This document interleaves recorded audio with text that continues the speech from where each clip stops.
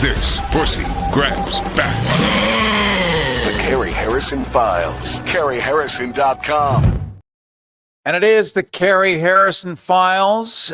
Make sure you catch us right now in the live stream. So whenever you arrive, all you have to do is switch over to your mobile phone and continue watching. Just Google Carrie Harrison YouTube or Carrie Harrison Substack.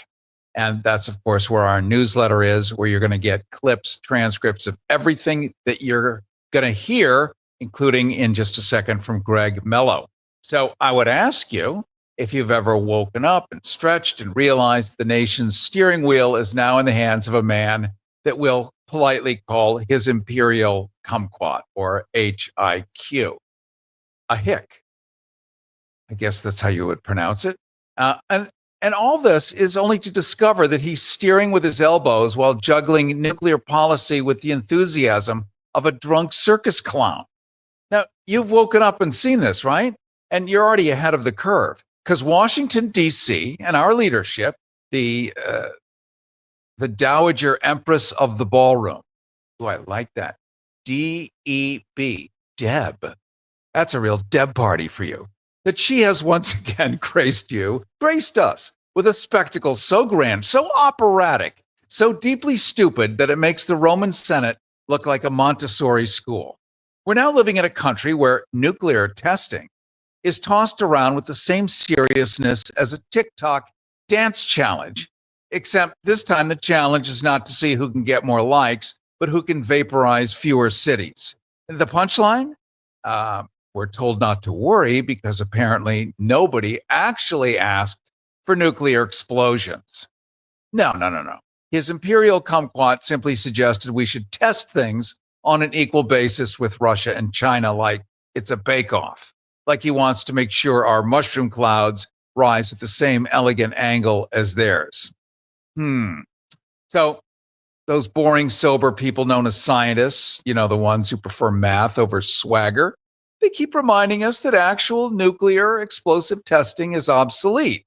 It's not just unnecessary, but the policy equivalent of duct taping a lit match to a can of hairspray and calling it innovation. But you see, the bureaucratic pyromaniacs in Washington have already burnt through treaties like they were old parking tickets. The anti-ballistic missile treaty, torn up. The intermediate range nuclear forces treaty, dumpstered. Non-proliferation obligations, misplaced somewhere under the national couch with you-know-who on it. So let's jump to the executive director of the Los Alamos Study Group. He's taught science, commanded hazardous material incidents. He's led environmental crackdowns. He's lectured at Princeton and probably forgotten more about radioactive stupidity than Washington, D.C. has ever known. He's watched Washington set its own eyebrows on fire so many times that at this point, he's just checking to see if they'll finally commit to roasting the whole head. You know him, you probably read him, and today we rely on him. Greg Mello, I want to welcome you to the Carrie Harrison Files. Thank you so much, Carrie. Good to be here. So when Washington, D.C. starts flirting with nuclear parity, as opposed to parity, do you hear strategy or the sound of a government trying to impress itself? Oh, the latter. They're frightened because Russia and China are not bending the knee the way Trump would like. And so what to do? We got to make some kind of swagger statement, bluster a little, maybe elbow the Overton window a little bit wider, and perhaps increase the negotiation leverage a little. But this is not the kind of field that you want to do that in. I mean, you don't want to do it anyway, really. But Trump is used to doing that. This is not the thing to do when nuclear weapons are concerned. And right now, Russia is showing us their nuclear-powered cruise missiles, their satanic, I don't know what it is, these like kind of doomsday devices that are beyond science fiction, testing them allegedly, maybe this, maybe that. And so here we are back into the Cold War. What could be more fun? Do you think this is ultimately a way to generate another $1 trillion off of which somebody can skim 10, 20%? Or is this, growing a new set of cods because a bigger pouch is just cooler? It's a little of both. It's very embarrassing to want to be a global superpower without being able to test nuclear weapons. We also can't produce plutonium weapon cores. And we're having trouble with all of the modernization that we want to do because we have this profit-based system, builds in profits at every step, very little accountability, little to none, really. And Russia and China have a better management system.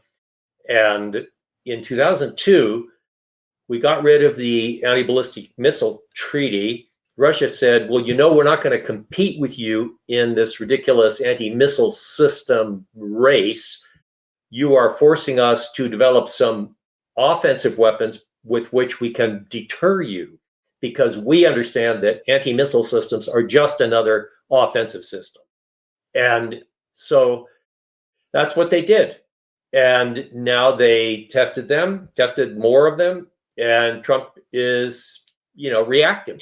And so now we have this ridiculous statement, oh, we're going to start nuclear testing.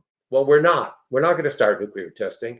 But what this does for the warhead strangeloves is it just opens the door wider. They say, oh, yeah, well, we can prevent nuclear testing if you just give us some more extra billions of dollars and don't look too closely at all the stuff we're doing and wasting money on.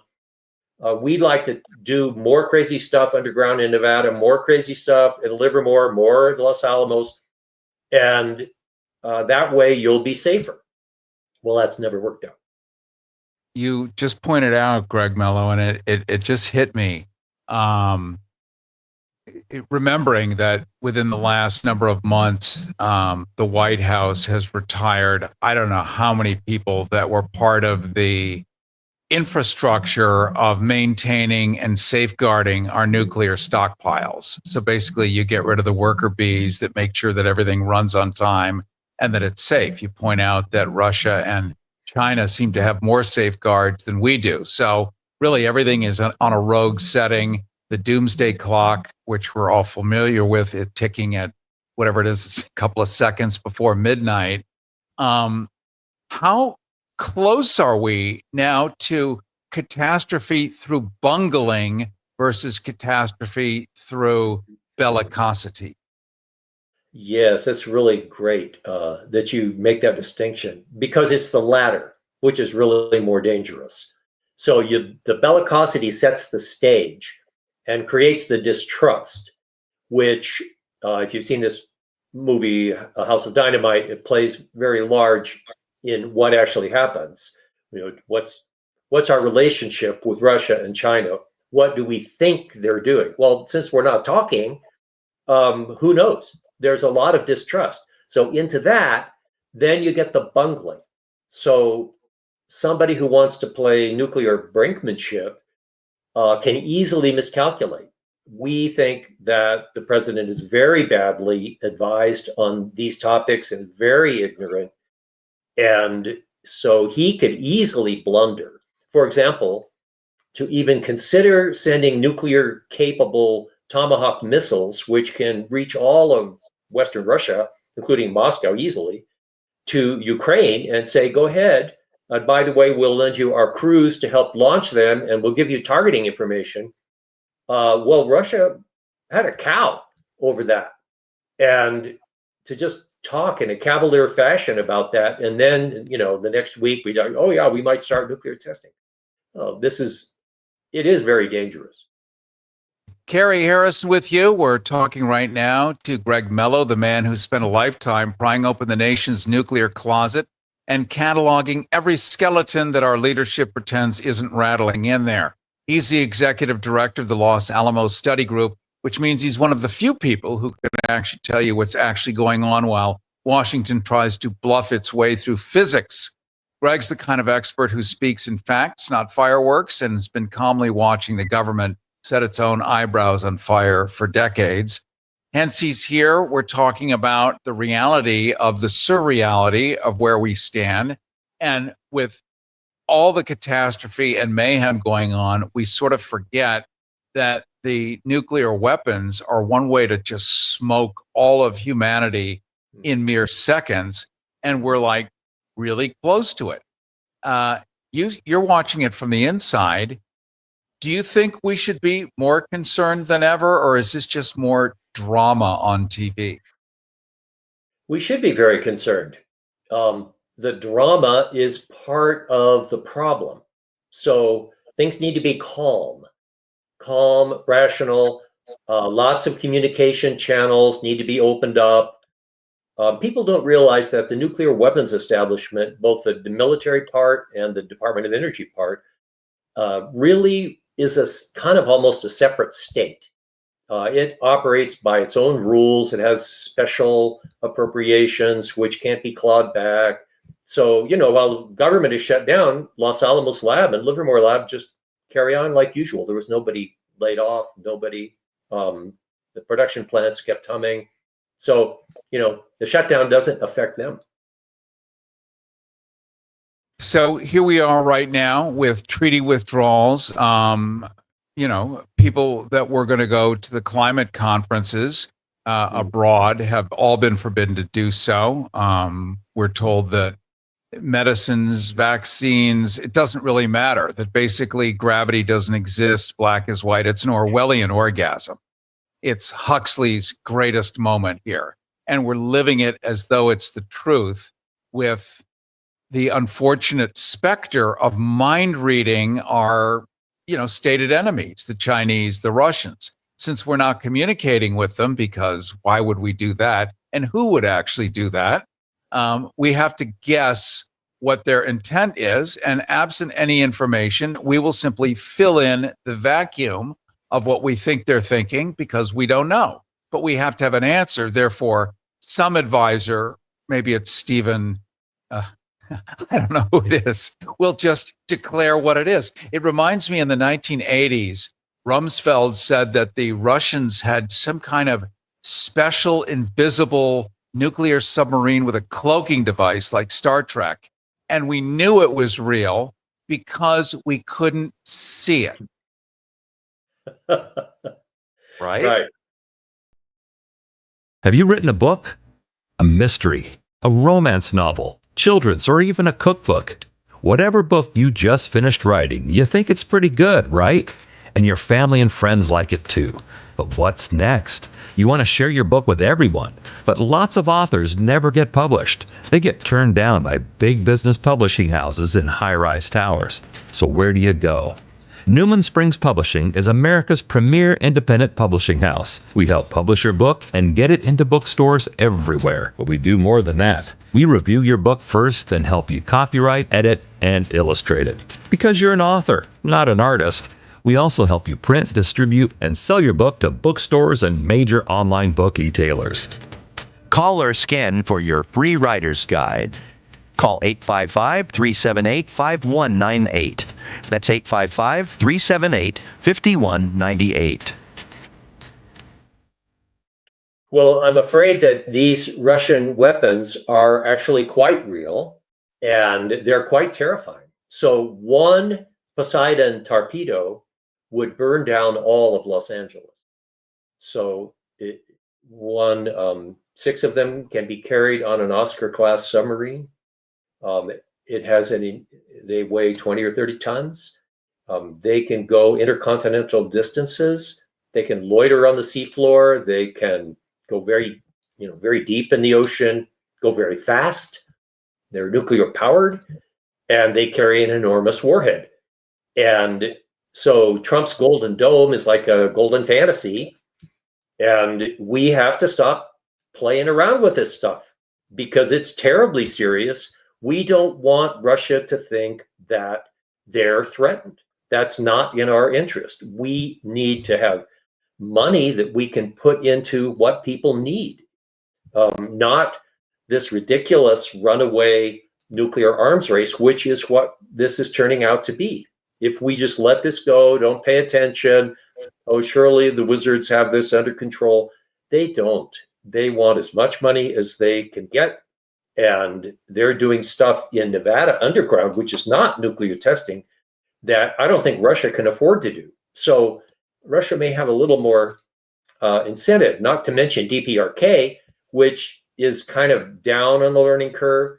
We don't want them to test. So we don't want DPRK to say, gosh, well, I guess we better conduct a nuclear test and perfect and miniaturize our high yield warheads so we can hit Los Angeles or any other American city.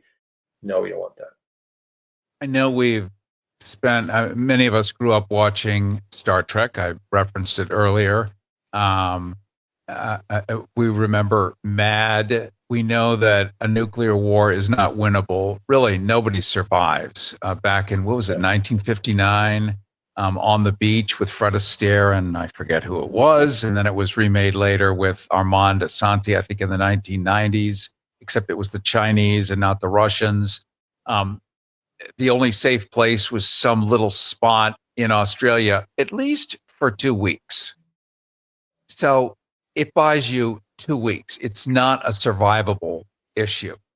And I don't know. I don't even know how to wrap my head around this because it's so obscene that the safeguards we had, the treaties that we had, started by King Ronald I in the 1980s. Even probably Dickie Nixon was at least putting out positive probes in this direction.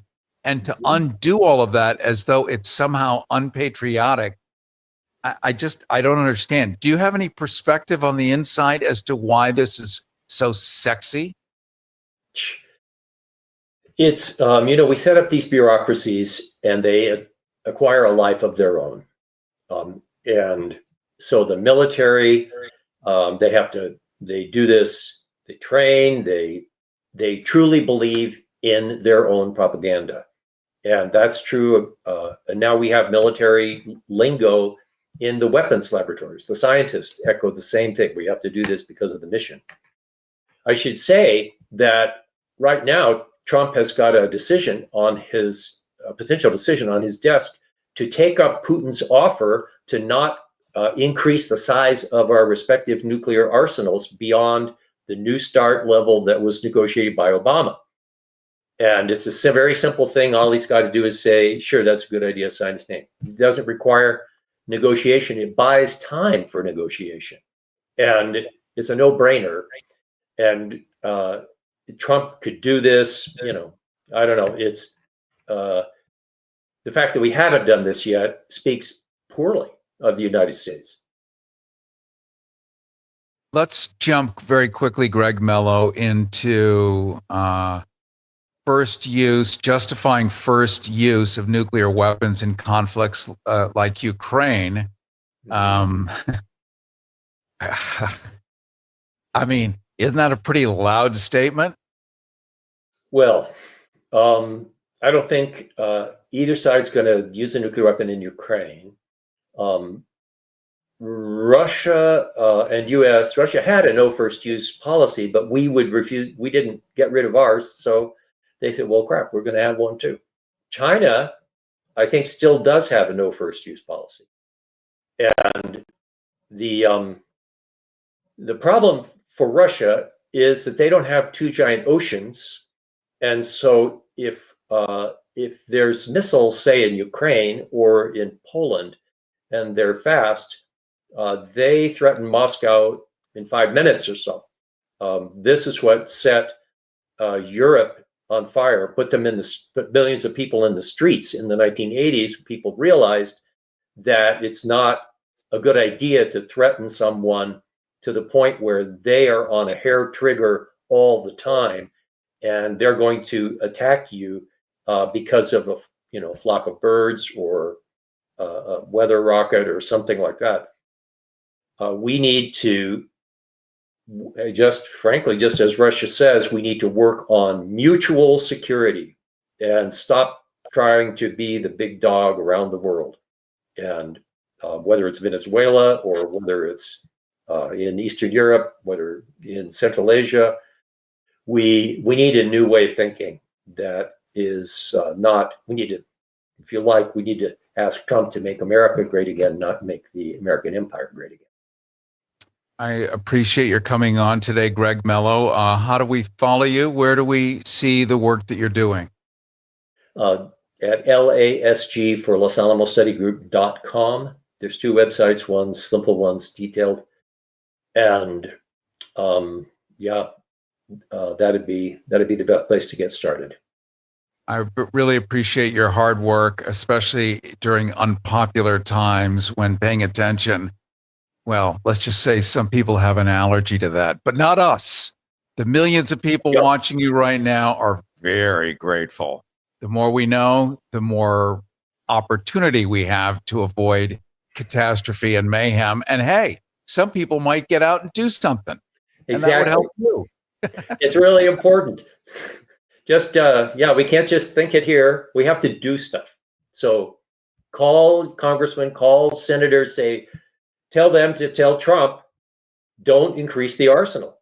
Not just don't test, work on nuclear disarmament and non-proliferation. Because the message of don't test turns into let's give the weapons laboratories more money. And they'll say, great, we'll work on new weapons. Well, thank you so much. What a great way to end. We've been talking to Greg Mello, the man who spent a lifetime prying open the nation's nuclear closet and cataloging every skeleton. He is the executive director of the Los Alamos Study Group, which means one of the few people who tells you exactly what's going on while the folks above are bluffing their way through physics. So when in doubt, get on out, pick up the phone, send an email, whatever you think you need to do to try to equalize the madness that's going on around us. Carrie Harrison with you. This is the Carrie Harrison Files. I'm going to end the next couple of minutes just letting you know a little bit about technology. We talk a lot about AI. We talk a lot about Big Brother. Many of you use WhatsApp. You use instant messages. You think that they are secure and safe. We now know that they are not, that everything is being monitored.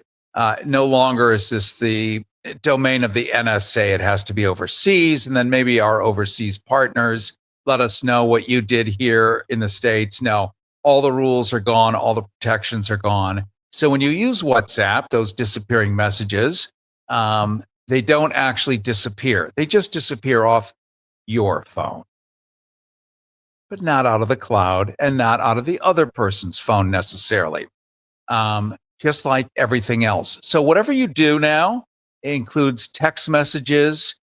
And we did shows, a year ago about some celebrities that had deep fake teenagers sending AI-generated genitalia pictures, causing a lot of problems across different state borders. All of that is obsolete now. Everything is being monitored. Everything you say, everything you do is being watched and recorded. So just be mindful of what you do. Be mindful that if you watch, shall we say, content on the internet that maybe your grandmother wouldn't love that you are watching, use a VPN, a virtual private network, so that you're not sitting where you're sitting watching it, because that becomes a permanent fingerprint of activity. And while it may be okay today, 3 weeks from now, it may be not okay. And then you have to answer for what you did, not what you are going to do. And that becomes another complication. And we'll do a whole show on that, how to I mean, there aren't even words for this stuff, but get the newsletter. I put a lot of this kind of stuff in there, a lot of this material, break it down so it's easier to understand and more doable to navigate, including these life hacks so that you know what's going on around you and you can make the most informed decisions. So make sure you get the newsletter at carrieharrison.com, and there we're also going to supply a transcript of today's entire broadcast and other stuff that we just can't do on the radio. And I totally look forward to seeing you next week. But first, let me bend the knee and thank Renee Yawarski, who is the most awesome goddess, a brilliant genius of a mind. She is our director here and makes the video streaming absolutely possible and Technicolor with delicious audio. I also want to thank Will in the control room of KPFK and thank you, most importantly, who hangs out with me week after week. And we do this together. Strength in numbers, right? And I've got your back, you've got my back, and that gives me comfort through the week. So I appreciate everything, and I look forward to seeing you next week. Listen, well, it's still legal. The Carrie Harrison Files. CarrieHarrison.com. If you're living with diabetes and using insulin, you know the pain of pricking your fingers over and over again. Ouch! Well, by wearing a small remote device called a continuous glucose monitor, or CGM, call now and get free shipping of your new CGM, plus we'll bill your insurance for you. 877-282-8102. That's 877-282-8102. 877-282-8102. 877-282-8102. Everybody wants cheap airfare, but where do you find it? Well, you call low-cost airlines because they specialize in cheap flights, in discount hotel rooms, in cheap car rentals, and with the best price guarantee. Often 75% off. 901-235-1795. 901-235-1795. 901-235-1795. 901-235-1795.